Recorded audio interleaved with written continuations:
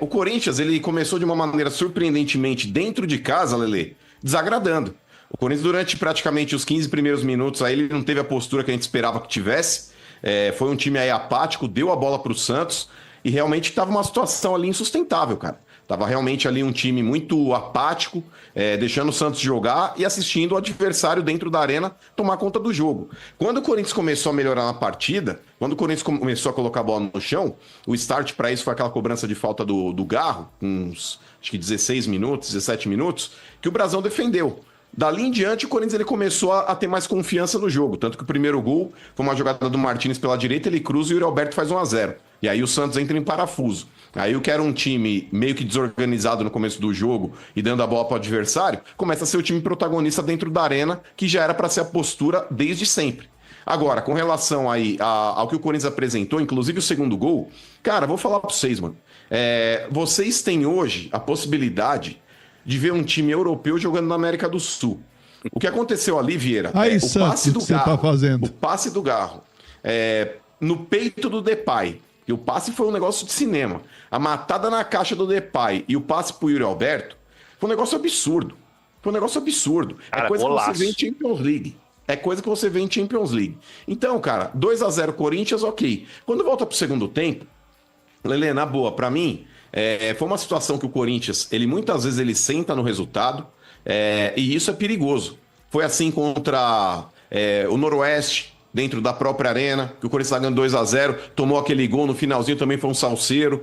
O Santos não é que ele encurralou o Corinthians, o Santos tava jogando nada, o Santos achou um gol. Uma jogada individual do Soteldo, pra mim falha de novo do André Ramalho, que não sobe ali junto com o Guilherme. O Alex Santana não sobe um gilete do chão, porque tá mais pesado do que um caminhão carregado indo pro Porto. E o Santos faz aquele gol, mas fora isso, não foi um time que empurrou o Corinthians para o campo de defesa, pressionou, não foi. É a primeira vitória do Corinthians em clássicos no ano e mantendo aí o 100% dentro da Neoquímica Arena. Poderia ter sido melhor, Lelê, poderia ter sido melhor. Eu não vou falar que o Corinthians jogou o fino da bola, porque também não jogou. Porém, o Corinthians foi muito prejudicado em 2 lances pela tal da Edna lá. Primeiro tempo aí, teve um pênalti que pra mim foi absurdo não marcar aquele pênalti. Pra mim é pênalti claro. Até o Quintino achou pênalti. Mas, Mas também achei falta do Memphis Depay no falta do do canto. Depay. Ali é corpo. Ele não fez... Corpo, Oi, alguém braço. chamou lá? Alguém chamou no estúdio? Desculpa. Não, eu só falei que pra mim aquilo foi falta. Ele mete o bração aqui do lado. Exato. Eu achei que na jogada com o Pituca, tanto que o próprio jogador do Santos não reclama daquele lance, eu achei que foi ombro com ombro. Não foi um ombro nas costas ali, mas enfim, é questão de interpretação. Mas o pênalti não ser avaliado pelo VAR, pra mim é uma afronta. E, cara, na boa, aquele lance também, que o zagueiro do Santos, o tal do Zé Ivaldo, dá um tapa na cara do Garro, aquilo ali é lance, no mínimo pra segundo cartão amarelo. Foi na Óbvio cara? que foi. Porra, não foi? Você tá de Na brincadeira, cara, não. Quintino. Na cara, Óbvio não. que foi. Ô, Quintino, tem uma imagem fechada que Pegou, mostra pegou nitidamente no ele rosto, metendo sim. tapa na cara do Garro. É lance pra no mínimo segundo amarelo e ele já tinha amarelo. Mas pra Assim mim aquilo como- ali é expulsão direta. Assim É como o teu expulsão lateral direta. também, que deu uma porrada e já meteu a mão na cabeça, O Mateuzinho. tinha que ser expulso e Também. a tal da Edna também não deu. Mas é que tá, o Mateuzinho, ele não agrediu. A questão do Zé Ivaldo é agressão. É lance que caberia sim, é o auxílio do VAR. O VAR ele não pode chamar a árbitra pra dar segundo cartão amarelo. Mas o VAR pode chamar a árbitra pra dar vermelho direto. E pra mim, aquele lance, desculpa, é lance de expulsão direta. E mesmo que a Edna fosse no VAR e falasse, não acho que é lance pra vermelho direto, ela obrigatoriamente, se ela visse aquele lance, ela daria outro cartão pro Zé Ivaldo, que no caso aí colocaria ele na rua do mesmo jeito. Então pra mim, a tal da Edna prejudicou e muito o Corinthians. Era pra ser 3-1 pro Timão. Fato. Diga, Lelê. E eu ia acertar meu placar. Mas enfim, 2-1 deu pro gasto, né, mano? Pelo menos ganhamos um clássico, terminamos aí essa primeira fase. Não que terminou, né? Mas eu digo na parte de clássicos e porque também já estamos classificados aí com algumas rodadas de antecedência. Só que eu acho que esse início de Paulista, mano, não só no início, mas enfim, o campeonato como um todo, ele serve sim pra testes, né? Serve pra gente avaliar quem tá bem, quem tá mal. Você tem praticamente uma decisão já em Libertadores, agora dia 19, o primeiro jogo. E aí, você tem que se basear pelo que o time vem apresentando no Paulista, no que você vai fazer nesse jogo, no que você vai apresentar. E eu acho que o Ramon Dias, ele já pode ter uma ideia, né, com esses 10 jogos realizados pelo Corinthians, do que ele precisa para colocar o melhor em campo no dia 19. Então, assim, você falou aí, inclusive, da falha do André Ramalho, e eu, nos primeiros 2 jogos, até evitei, né, criticar tanto o André Ramalho, porque a gente sabe do potencial dele. Ele chegou em 2024 muito bem, né, com confiança ali, ganhando a titularidade, conquistando a confiança do torcedor corintiano, mas nesse início de 2025 ele tá mal. Ele tá mal, não foi a primeira, nem a segunda, nem a terceira falha dele.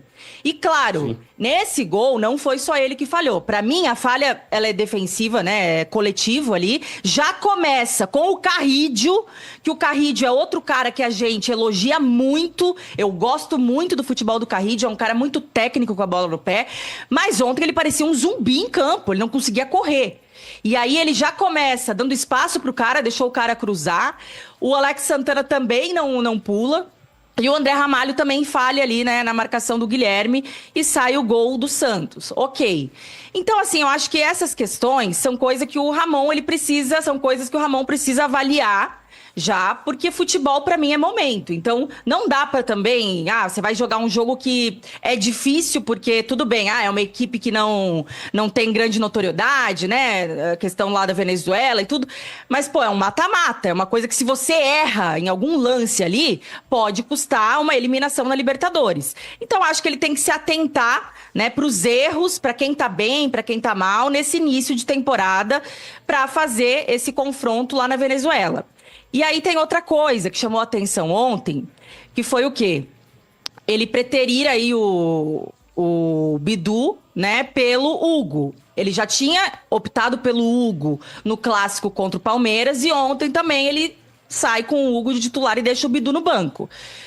Pra mim, o Bidu é melhor do que o Hugo. Eu não sei o motivo pelo qual ele tá preferindo o Hugo, que eu não gosto de ver ele ali nesse lado esquerdo, e eu acho que peca muito, inclusive na fase ofensiva também, porque o Bidu apoia mais, o Bidu dá mais opção de passe ali pros meias também, né, pro Garro, pro Memphis, que joga ali do lado esquerdo, enfim.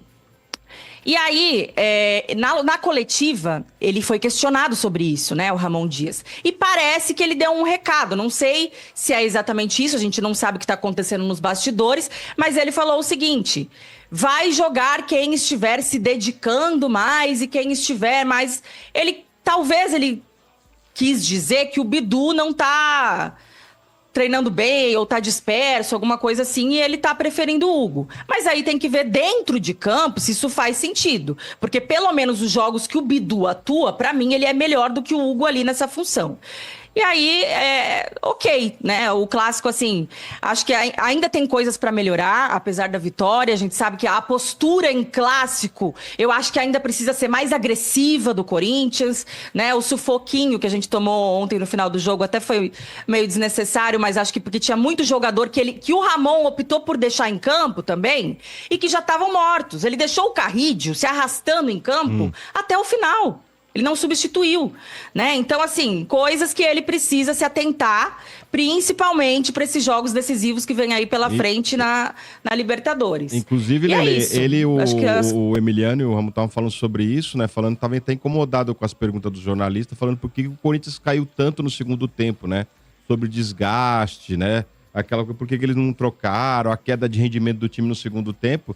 Ele deu uma retrucada no repórter falando o seguinte, que isso aí tá vendo só o lado negativo da coisa, que o Corinthians está muito bem, né? Que o Corinthians soube jogar um clássico, valorizou muito e estão felizes com o rendimento da equipe e que eles estão prontos para as Copas, né? Que ele quis dizer sobre a Libertadores, né?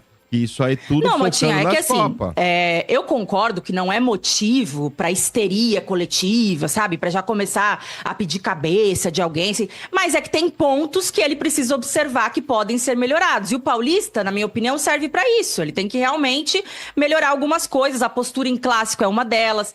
Isso de cair muito o desempenho de alguns atletas. E ele tá vendo isso e preferir deixar os caras em campo, em vez de substituir, é outra. Né? Teve um clássico, não sei se foi contra o São Paulo, que ele morreu com substituição, perdendo o jogo e não fez as 5 substituições. Mas, Lelê, ontem teve essa treta mesmo aí, porque muitos corintianos falam, ele substitui mal.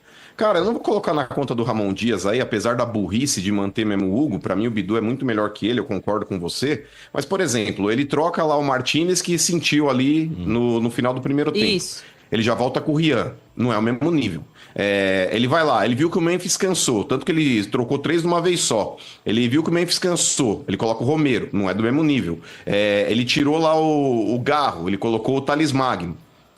Tudo bem, o Thales Magno ele pode fazer essa função aí um pouco mais recuado. Ele tentou nessa função também. E aí o Mateuzinho cansou, ele falou, vou colocar o Léo Maná, que também não é do nível do Mateuzinho hoje. Então, querendo ou não, cara, a torcida muitas vezes fala, ele mexeu errado. Ele vê que o time pregou, o que ele tem no banco é esse monte de tralha. Ele vai fazer o quê? Por exemplo, o Léo Maná é o lateral direito que tem. Entendeu? Eu queria também ter, por exemplo, um jogador aí do Quilate que já tivemos num outro momento, um Alessandro no banco, o Fagner num bom momento. Não tem, é o Léo Maná. O próprio Rian, pra mim é fraco, até agora não mostrou nada, mas é o que tem, entendeu? O Romero, vira e mexe faz um golzinho aqui ou ali, mas o Romero já era ruim quando era bom. Entendeu? Então, como é que a gente faz a respeito de uma situação dessa, sendo que o próprio elenco do Corinthians hoje não oferece possibilidades aí de melhora para mudança do técnico? Não, com isso eu concordo totalmente, mano. A questão de que tem jogadores do time titular que saem e você na reposição não tem outros da mesma qualidade, é fato. O Corinthians não tem um elenco da mesma qualidade. O Corinthians tem um bom time, um time competitivo hoje titular. Quando você começa a ter que fazer alterações, realmente o nível técnico talvez ele vai cair. O físico não pode cair, porque o jogador que tá entrando é até um jogador que tá mais descansado do que o cara que tá saindo. E aí, a única questão que eu faço, assim, de ponderação, de crítica ao Ramon, é que às vezes ele morre com substituições, né, sem fazer como já aconteceu. Contra o São e Paulo às vezes faltou o cara... uma, Lelê. E às vezes o cara que tá demonstrando maior cansaço em campo, que ontem pra mim era o Carrídio. Cara, o Carrídio, o Quintino tava do meu lado. Desde o primeiro tempo já. Eu já falei, gente, ele tá morto, ele não tá conseguindo acompanhar as jogadas e principalmente a recomposição. Antes dele mexer qualquer pessoa ali, o Memphis, até o Memphis estava melhor fisicamente do que o Carrídio.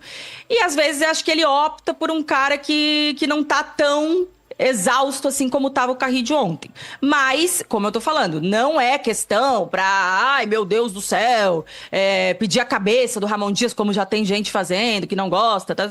Eu acho que são coisas que podem ser melhoradas, principalmente pensando aí na Libertadores que está por vir, né? E aí, só pra finalizar, e pra explicar pro RG aí a questão do Neymar. Calma, sem ressentimento. Não, calma, eu concordei com você, RG. calma. Na verdade, a gente concordou, né? Foi na terça-feira, não sei. Terça. Que eu entendo que sim, tem torcedores que valorizam e que vão pro estádio pra ver o Neymar. Claro que tem, eu não falei que não tem. Só que é esse público mais jovem, né? A questão da garotada e tal. E não é a maioria do estádio. Porque se você pensar bem, o Corinthians, gente, desculpa, mas a torcida do Corinthians não precisa do Neymar pra lotar Neoquímica Arena. E aí muita gente se apegou nessa parte aí de que foi o recorde ontem de 48 mil, mas é o que eu expliquei também aqui. Foi liberado recentemente o público de Itaquera. Antes, o máximo era 44 mil, né? Até o ano passado, se não me engano. Aí saiu o laudo, é uma promessa de campanha do Augusto Melo, né? Em aumentar a capacidade da Neoquímica Arena. Então ele já vem fazendo isso aos poucos, tirando umas cadeiras de alguns setores, e por isso aumentou também a capacidade, agora é 48 mil aí. É que a coincidência é essa, né, Lelê? Você vê, teve jogadores da Ponte Preta, jogadores não, teve um jogador da Ponte Preta foi assistir o jogo. Mas isso eu não tenho dúvida que foi gente lá só pra ver o Neymar, tipo amigos, inclusive do Neymar, geração corintiana mais jovem e tal. Indo. Mas não acho que seja longe de ser, tipo, a maioria do estádio, o motivo pelo qual lotou a arena ontem.